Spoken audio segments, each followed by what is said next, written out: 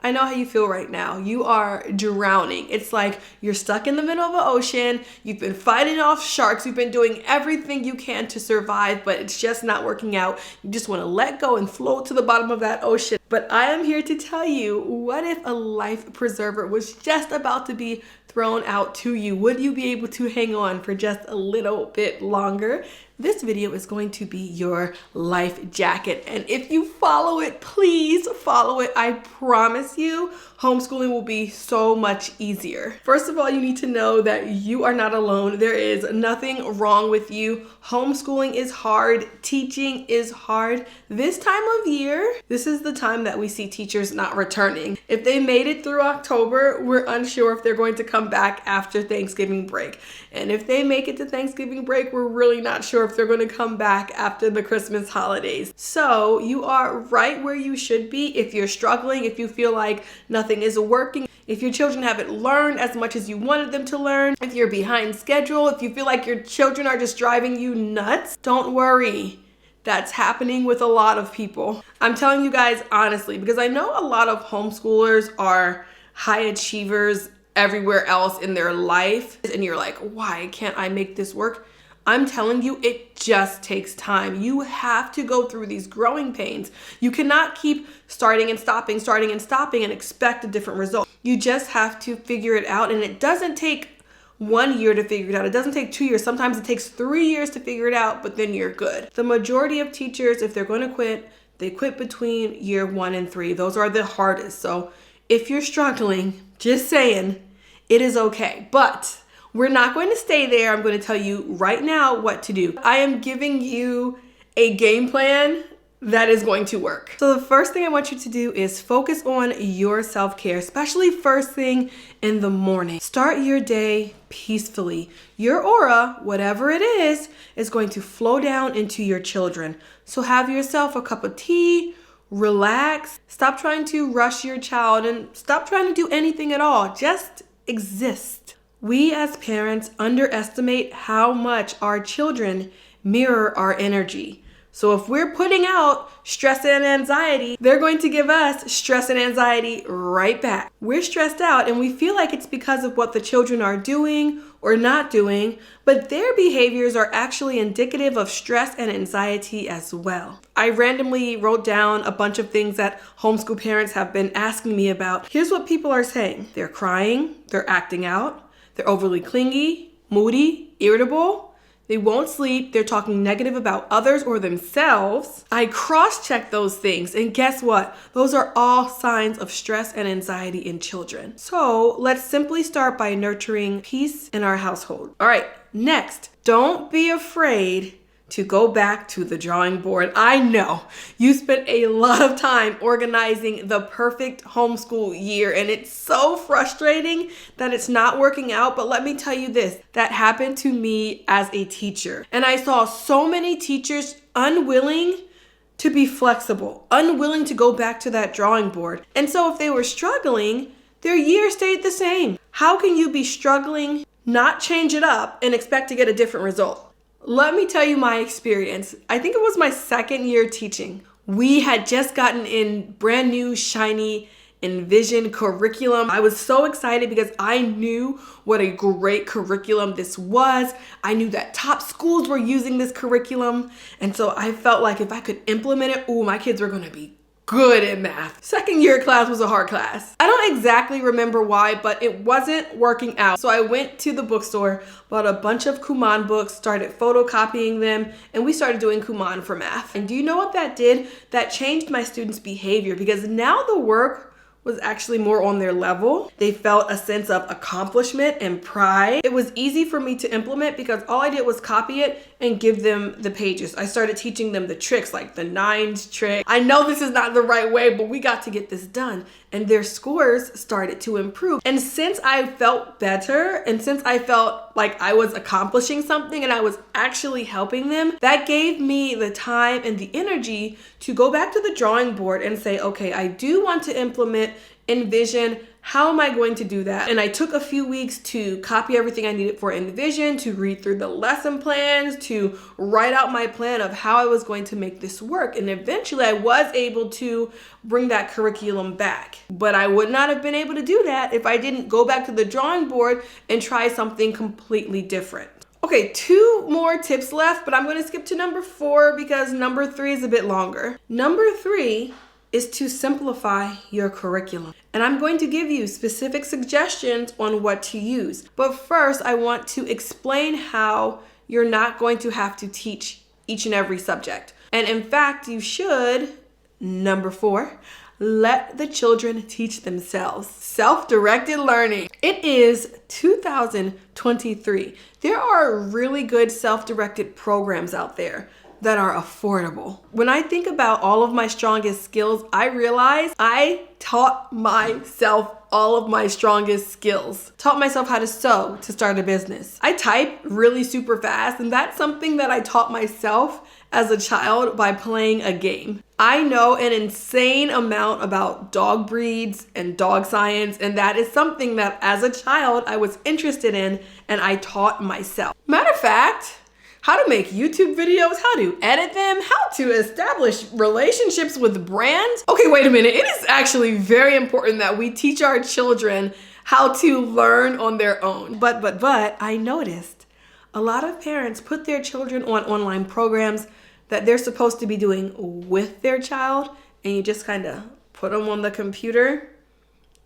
And then we wonder why the kids are frustrated and won't do it and whine and complain when you tell them to get online. That is not self-directed learning. But there are programs out there where children can majorly learn by themselves. Like the sponsor of today's video, Night Zookeeper. Night Zookeeper is one of those high quality, affordable, complete curriculums that children can go through independently. This is what your child sees when they first log into Night Zookeeper.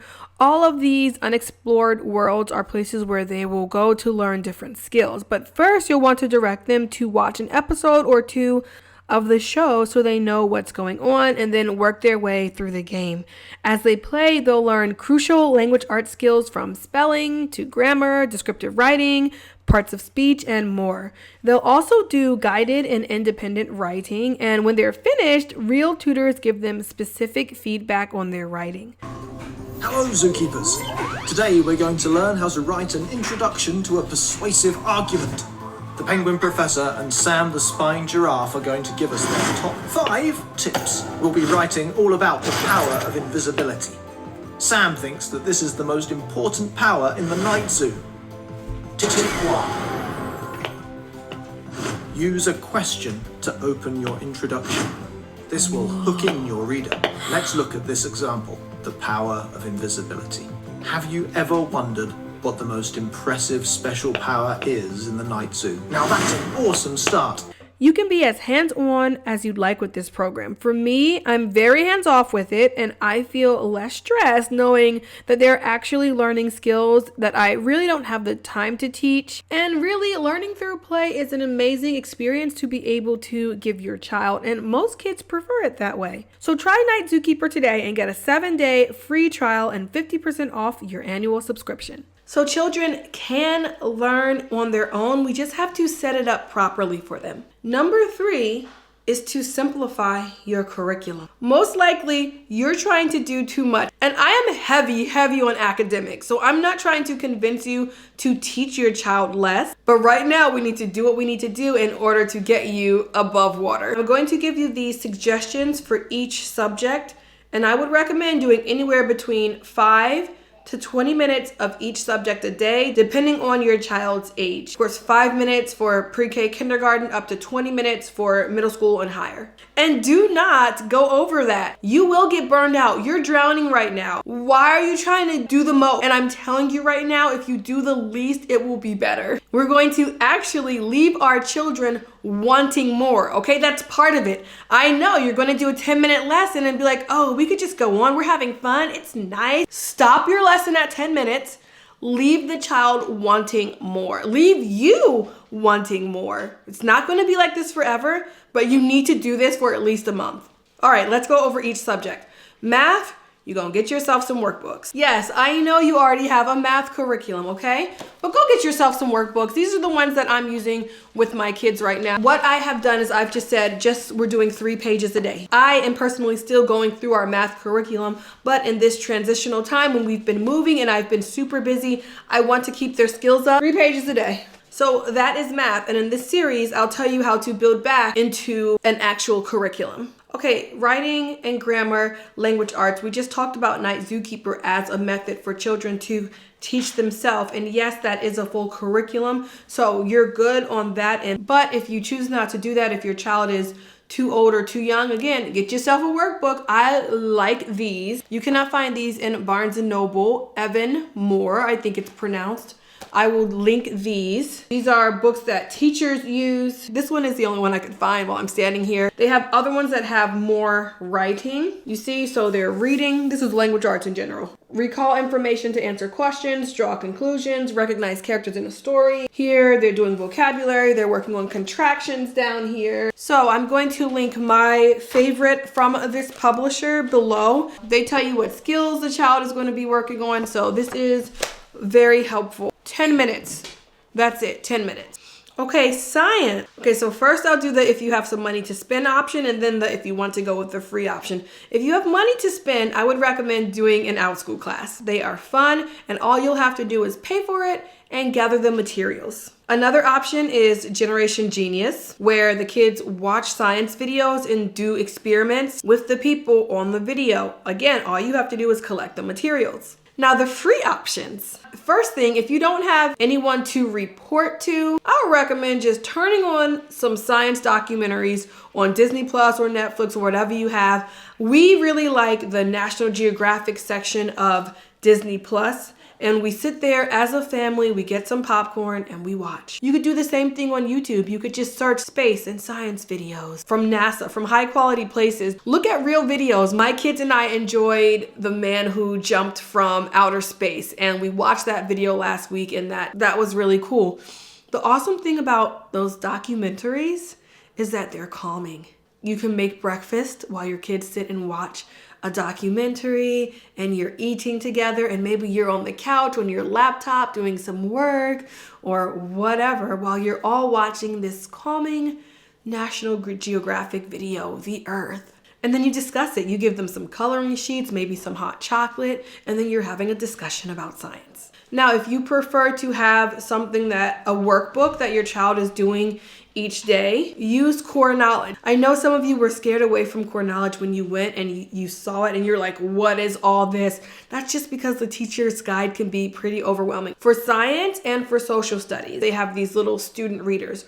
All you have to do is go to your child's grade level, print out the student readers, then go to the teacher's guide, scroll all the way down in the teacher's guide, just literally ignore everything else, scroll all the way down and print out the activity pages. That's going to be the written work that your child does. What you're missing from the teacher's guide is the questions that you're supposed to be asking them. So just ask them questions as you go through, okay? You can learn the curriculum another time. Right now, just get the student readers and then have them do the activity that correlates to that lesson. And there are some science experiments in there. If you get to a part of the activity book that you're not sure about, you can look back in the teacher's guide and say, what is this? And it's most likely a science experiment or something that you can be doing. And if you want, you can just skip that page. Social studies, same type of thing. Either get a workbook or download and use core knowledge where you're just reading through the student reader. So that's how you can simplify your curriculum.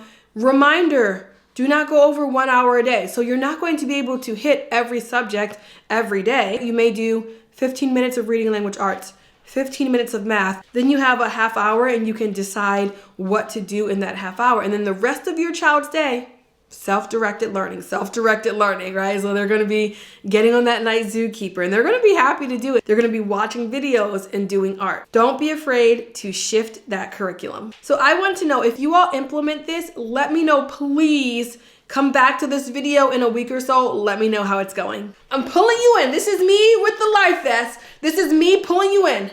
You're not drowning anymore. You pulled in.